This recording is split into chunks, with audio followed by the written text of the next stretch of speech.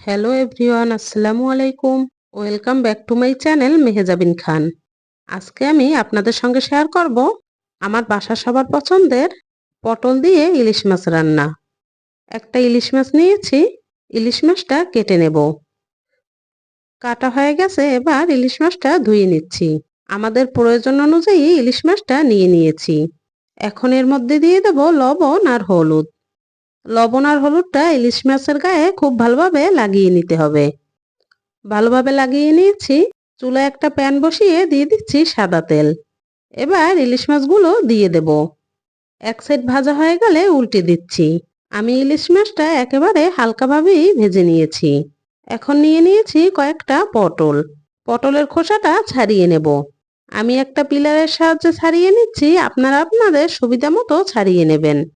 পটলের দুই সাইড থেকে কেটে নিয়ে এভাবে চারদিক থেকে ঘুরিয়ে ঘুরিয়ে কেটে নেব, কারণ আমি পটলগুলো গোটাই রান্না করব। পটলটা ধুয়ে নিয়ে দিয়ে দেব লবণ আর হলুদ। হাত দিয়ে ভালোভাবে মেখে নেব। একই প্যানের মধ্যে দিয়ে দিচ্ছি পটল। পটলটাও উল্টে পাল্টে ভালোভাবে ভেজে নেব। চারদিকটা ভালোভাবে ভাজা হয়ে গেলে তুলে নিচ্ছি। প্যানে আরেকটু তেল দিয়ে দিয়ে দেব পেঁয়াজ বাটা। পেঁয়াজটা একটু নেড়েচেড়ে ভেজে নিয়ে দিয়ে দিচ্ছি জিরে বাটা, হলুদের গুঁড়া, লাল মরিচের গুঁড়া, স্বাদ মতো লবণ আর 2টা কাঁচামরিচ।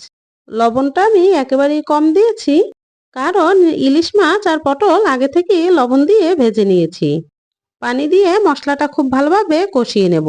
মশলা থেকে তেল ছেড়ে আসলে দিয়ে দিচ্ছি আগে থেকে ভেজে রাখা পটল। একটুখানি কষিয়ে নিয়ে দিয়ে দেব ঝোলের পানি। এবার একটা ঢাকনা দিয়ে ঢেকে দিচ্ছি। ঝোলটা ভালোভাবে ফুটে গেলে ঢাকনাটা তুলে নেব। এবার দিয়ে দেব আগে থেকে ভেজে রাখা ইলিশ মাছ। আবারও ঢাকনা দিয়ে ঢেকে মাছটা ভালোভাবে রান্না করে নিচ্ছি। মাছটা কিন্তু একেবারেই রান্না করা হয়ে গেছে। চুলা থেকে নামিয়ে একটা বাটিতে নিয়ে নিচ্ছি। এই পটল দিয়ে মাছের রান্নাটা দেখতে যেমন লোভনীয়, খেতেও কিন্তু মাশাআল্লাহ দারুণ হয়েছে। আপনারাও কিন্তু বাড়িতে ট্রাই করবেন। আল্লাহ হাফেজ।